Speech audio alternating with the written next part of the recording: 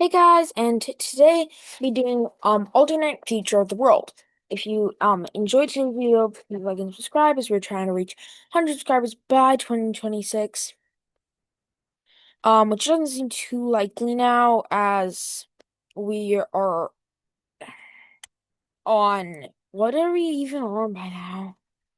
68, I think, by the time I'm recording this anyway. And I did edit last week's video so that none of the things on the side were there, and then I exported it, and that took about like over an hour, and that was really annoying. And then post it, and then I look at it to make sure everything was right, and it wasn't right. And apparently, it didn't have all the deletion things on the side that I deleted. I don't know why I'm calling them deletion things, but it didn't. Those were still there, which really annoys me because that took me forever. But anyway, of course, you're starting this scenario in the real world.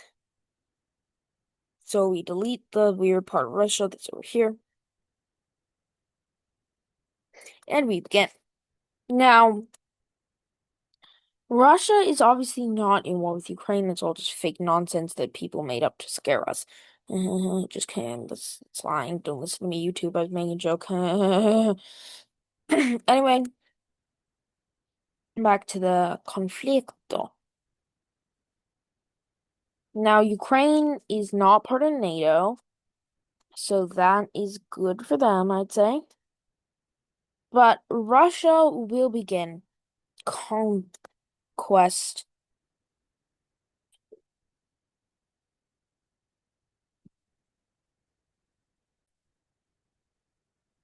Russian troops will, well, they won't enter because we all know that they're already there. But Russian troops are stationed in areas of Ukraine that look generally like this. Now you might be saying, oh, what about Ukraine's push into Kursk? And then I'd be like, what the heck, people? Because that got pushed back a while ago. So, anyway, we'll be starting off this conflict here with Ukraine pushing here. Now, the United Nations will come up with a resolution that you might not be expecting. This resolution in the United Nations is basically defines belligerence, I think that's the right word, in a war. And do you know what this resolution does? It basically certifies that Belarus and North Korea are fighting against Ukraine. Now, Russia might be angry about this, but they're not actually. They will just use their newfound positions in Ukraine that they might have already been using, but now it's official that they can use this and it won't be like illegal. But they will push through here and take Kyiv in a massive show of force, also moving down and taking Lviv. And this war is suddenly going very horrible for Ukraine, and their counteroffensive here will be pushed back. Now, Ukraine is currently fighting on all of these fronts, but they decide that they will make a massive counteroffensive in the north, full sending all their troops from all fronts just to take back the north, as that is a very important area of Ukraine. And so they will, of course, do this. They will quickly retake Lviv and cut and encircle this Belarusian spearhead, and in an attempt to knock Belarus out of the war, they will actually invade into Belarus and take the Grodno Brest area of Belarus and also the cut areas that are used to get to Kaliningrad. And will also take Minsk, which is successful as Belarus leaves the war with certifying a white peace with Ukraine. And Ukraine's massive counteroffensive in the north has worked with the recapturing of Kyiv and with Belarusian troops pulling out of the front. They have pushed back the Russians out of most of northern Ukraine. However, while this attack was happening, Russia was able to make massive push in the south with their new war plan to push up against the Dnieper River. which worked massively putting them here, as well as making a small landing here to take Odessa. However, once Ukrainian troops arrive back on the southern front, this a little exclave of territory is taken. Soon, Ukraine will begin pushing Russia back to the Dnieper as they'd gone a tad bit too far when in their offensive. However, soon it is too late, and Russia is pushed back against the Dnieper. Now, Russia will take a bunch of attempts to cross the river or make novel landings or do anything to capitulate Ukraine. However, all of these fail, and eventually the two of them agree to a peace treaty. As we can see, the war is over, and Ukraine has lost all of their land. What the heck is that direction called? East. Yes, I think that's it, the word. No, but yeah, east of the Dnieper. Their border used to look something like this. I know this area in particular doesn't look like correctly, and this is a bit too chunky, but who cares? Now, a thing you should know. I had to pause the recording really quick, and I don't remember what I just last said. But anyway, after this peace treaty, Ukraine has a devastating blow to their territorial control. Now, Ukraine is not allowed to join NATO, as even though they weren't fully annexed, the war is still considered a Russian victory. As you can just see by what I just did, the whatever their country's name is, Belarus will join Russia in their anti-Ukrainian union. And we're just gonna fix this border so it looks better. Now, this move kind of ruins Russia's general plan for the world. Now, they had planned that troops would invade and easily take over Ukraine. Then they would annex Belarus. This part went ahead as planned. This did not. Their next plan would be to take over Moldova and annex it into their Ukrainian puppet. That can't happen as there is no Ukrainian puppet. Then they'd sponsor rebellions in Georgia to help support an Armenian government that would be pro-Russia. However, this has not happened yet, but it might. Then they would sponsor control in Central Asia. This still hasn't happened, but it might. Then they'd invade Mongolia. This hasn't happened, but it might. But this was Russia's overall plan for Eastern Europe has been ruined. However, some things will still go ahead as planned. Moldova.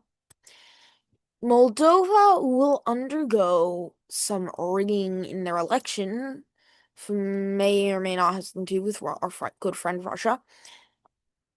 But the people are very unsatisfied with the result, and as it elects a pro-Russia leader. Now, obviously, everyone just points their finger at Russia and it's like, you rigged it. And Russia's like, so what if I did? They elected a pro-Russia leader and you can't do anything about it. And then they're like, oh, but can. But they don't do anything about it. Transnistria will secede, which is being funded by Russia.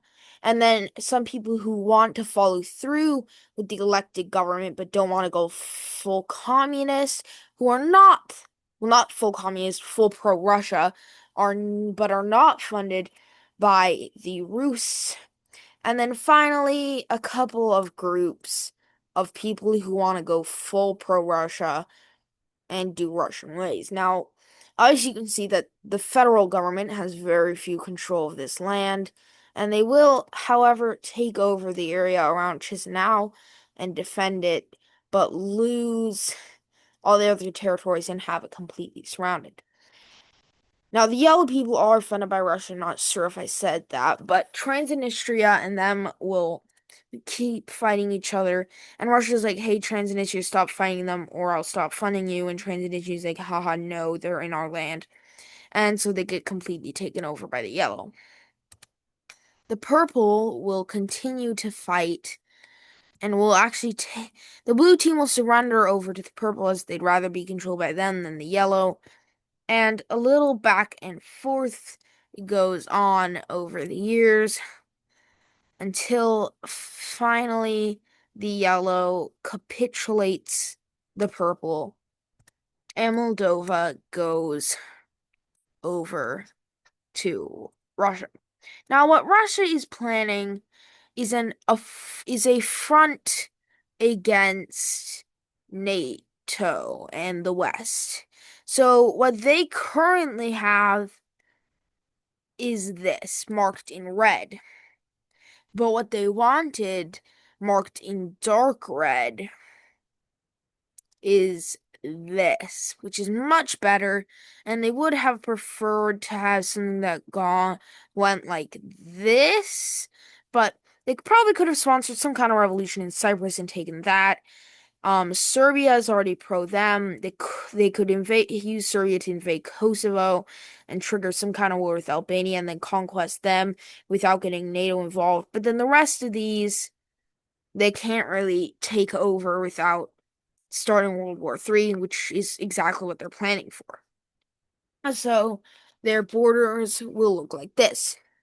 However, I mentioned other conquests that they were planning. So these conquests will coincide with each other. All of Russia's allies, all of CSTO, will go on the offensive. Don't ask what an offensive is, because if you don't know, I ain't gonna tell you. But anyway, the Rus will. These are the attacker countries, and there are many a defender country. Less than the attackers, though. Mongolia, yeah, this is not looking good for the blue. Now, China immediately denounces Russia for this. Why, you might be asking? They're east and they want each other to win, right? No. China may or may not have been planning their own things in Mongolia or Central Asia. And so a second Russo-Chinese split will happen, but the Russians can't really do anything about that. Russia will begin to advance into Georgia with Armenian help. However, Armenia is like, why couldn't we have gone against Azerbaijan instead? Then Russia's like, that wouldn't have worked because of ties with Turkey. That will happen later. Georgia is overthrown, and forces from Kazakhstan will. This is happening at the same time this stuff in Georgia is happening, but forces from Kazakhstan will enter into Uzbekistan. Now, despite me, now Kazakhstan is the most developed Central Asian country. However, they still are losing this war, and well, not really losing, it's more of a stalemate. The front begins to solidify as Afghanistan is working into Tajikistan. Now, you notice that I have the three of these countries colored in the same color, blue, obviously. But that's not really actually correct. They're not working together, but they're not working against each other, and it just would have made very much um sense to just have them on separate colors because they have the same enemy and they're not enemies to each other, so it's just that. But anyway, Tashkent, despite by the efforts of the other Central Asian nations, will fall, sadly, for if you're rooting for the blue, and Afghanistan is mildly pushed back. However, now Uzbekistan will eventually collapse, leading just Turkmenistan to occupy their territory, and even Turkmenistan can't hold out despite their Turkmenistaniness. And the front will eventually go in favor of Kazakhstan.